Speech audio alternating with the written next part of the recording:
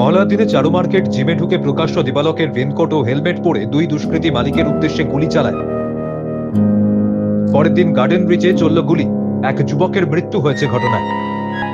পুজোর মুখে আইন শৃঙ্খলার এই পরিস্থিতি নিয়ে আশ্বাস বাণী দিলেন কলকাতা পুলিশ কমিশনার, কিন্তু জনগণ তাতে কতটা আশ্বস্ত হতে পারবেন? দুটো ইনসিডেন্ট বলছেন, কলোনি অ্যান্ড ইকবালপুর, দুটোতেই মেন অ্যাকিউজ যারা ছিল দুজনই অ্যারেস্ট হয়ে গেছে। একজনকে দিল্লি থেকে আর একজন আমাদের লোকালি, মানে এখানে কলকাতার আশেপাশে, আউটসাইড কলকাতা জুডিসডিকশন, ওখান থেকে গতকাল আমাদের টিম অ্যারেস্ট করেছে। অ্যান্ড গতকাল চারু মার্কেটে একটা ইনসিডেন্ট হলো, সেটা তদন্ত হচ্ছে। আমরা আশা করছি অনেক লিডস আছে আমাদের কাছে, তো ওটা ডিটেকশন হবে। দুর্গাপুজোর দিনগুলিতে শহর জুড়ে মসৃণ প্যান্ডেল হপিং নিশ্চিত করার জন্য সরকারি ট্রাফিক গাইডলাইন মানচিত্রটির উন্মোচন করেন পুলিশ কমিশনার মনোজ বর্মা। এর পাশাপাশি পুজো বন্ধু অ্যাপটি আজ উদ্বোধন হলো। বিশেষত কলকাতার দর্শনার্থী এবং কলকাতার বাসিন্দাদের জন্য প্যান্ডেল হপিংকে আরো সহজ এবং আরো সংগঠিত করার জন্য এই ম্যাপটি ডিজাইন করা হয়েছে।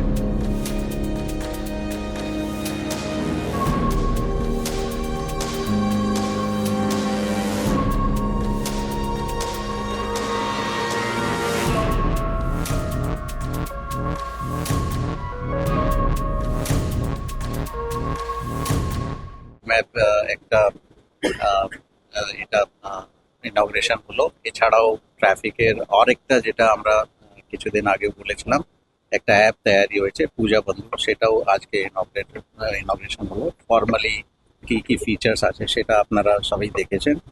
এছাড়া সাইবার উইং থেকে আমাদের অনেক কিছু এইবার পূজাতে স্পেশালি মানে কিয়স করা হচ্ছে। সাইবার সেফটি, কিভাবে পূজাতে সাইবার সেফ থাকা যায়, সেরকম কিছু কিছু ব্যবস্থা হয়েছে। আমরা আশা করছি সাধারণ মানুষ এটা ভালো করে দুর্গা পূজার সময় সাইবার সেফ থাকবেন। অ্যান্ড দুর্গা পূজার সময় ট্রাফিকের যা যা নিয়ম, যে গাইডেন্স যেটা বলা হচ্ছে, সবাই মেনে চলবেন।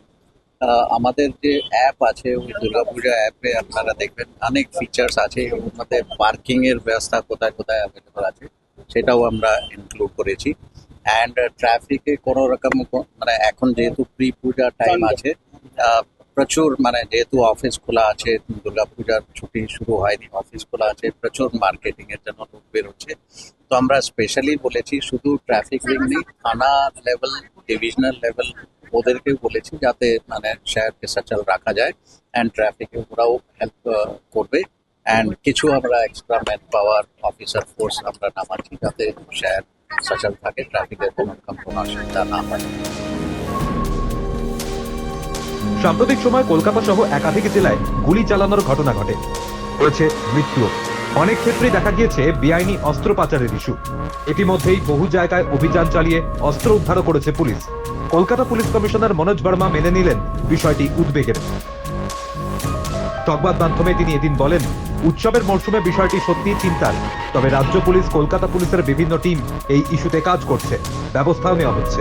নিশ্চয়ই মানে এটা একটা চিন্তার কারণ আছে। আর এর উপর আগে অনেক কাজ করা হয়েছে আমাদের বিভিন্ন উইং থেকে, এসটিএফ অ্যান্ড আমাদের ডিটেকটিভ ডিপার্টমেন্ট থেকে।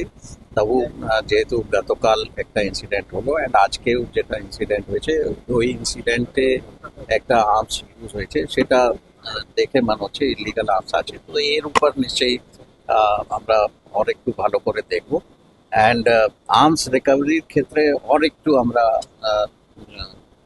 এমফেসাইজ দেবো যাতে এরকম ঘটনা না হয়। অ্যান্ড বিভিন্ন জায়গায় আমাদের স্টেটের বাইরে ম্যানুফ্যাকচারিং ইউনিট থেকে যারা আর্মস সাপ্লাই এর সঙ্গে যুক্ত আছে, আমাদের কলকাতা পুলিশের তরফ থেকে অনেক জায়গায়, বিহার, ঝাড়খণ্ড, উড়িষ্যা, এইসব জায়গায় অনেক জয়েন্ট রেড হয়, অনেক রিকভারি হয়েছে। এই বছর অনেক বেশি রিকভারি হয়েছে।